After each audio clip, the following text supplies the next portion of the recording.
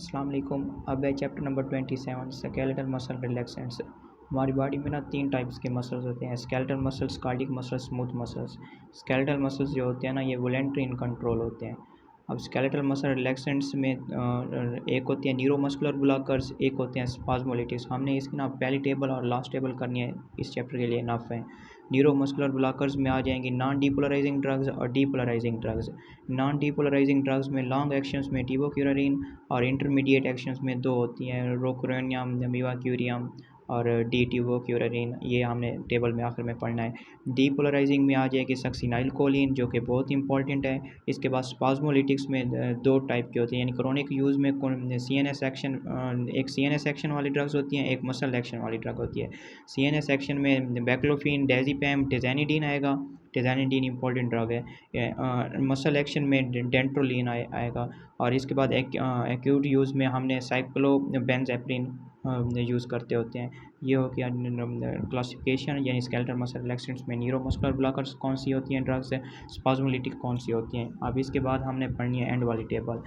And वाली table में सबसे पहले है सक्सिनाइल कोलिन। सक्सिनाइल कोलिन क्या कर रही होती है, ये एगोनिस्ट होती है और एसिटाइल कोलिन निकोटिनिक रिसेप्टर्स है, causing initial twitch then persistent depolarisation करवाती है, स्टिमुलेट्स करवाती है autonomic ganglia and muscarinic receptors को। और इसके एडवर्स इफेक्ट्स में आती हैं muscle pain, hyperkalaemia, increase intragastric and intraocular pressure. ये इंपॉर्टेंट ड्रग है, इसको ऐसा इसी तरह रट लेना है। इसके बाद नॉन डीपोलराइजिंग ड्रग्स है, इसमें डी टिबोक्यूरारिन, मीवाक्यूरियम, रोकरीनियम। ये क्या करवा रही होती हैं, ये एंटागोनिस्ट होती हैं at skeletal muscle acetylcholine nicotinic receptors है, यानी न्यूरोट्रांसमीटर एसिटाइलकोलिन है, रिसेप्टर कौन सा है, निकोटिनिक रिसेप्टर्स है। ये ब्लॉक कर रही होती है एएनएस गैंग्लिया को। और कार्डिक ब्लॉक में कौन सी ड्रग यूज़ होती है, पेनक्यूरेनियम यूज़ हो रही होती है। इसके एडवर्स इफेक्ट्स में ये हिस्टामिन रिलीज़ करवाती है, कौन सी ड्रग्स, मीवाक्यूरियम और टिबोक्यूरारिन। हिस्टामिन रिलीज़ होगा तो एलर्जिक रिएक्शंस वगैरह प्रोड्यूस होंगे। और इसके बाद सेंट्रली एक्टिव ड्रग्स हैं, इसमें एक चीज़ सेम है कि इनकी टॉक्सिसिटी सेम है सेंट्रली एक्टिव ड्रग्स की।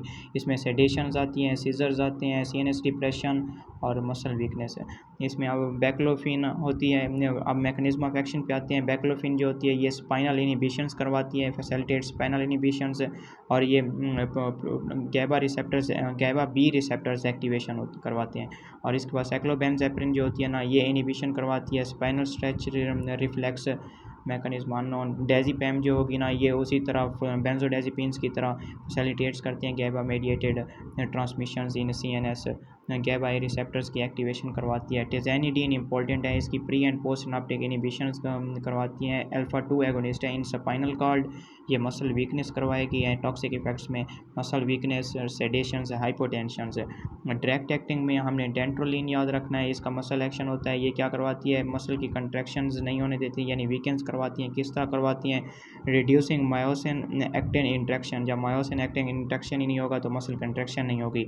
ये तो किस तरह ये मसल कंट्रैक्शन को रोकेगी, ये ब्लॉक करती है ryanodine receptors, calcium channels in skeletal muscles. और ये इसके साइड इफ़ेक्ट्स में मसल वीकनेस आती है। मैंने बताया था एक मैलिग्नेंट हाइपरथर्मिया डिजीज़ होती है जिसके ट्रीटमेंट में हम डेंट्रोलिन ड्रग यूज़ करते हैं, क्योंकि इसका ना कूलिंग रिस्पॉन्स होता है।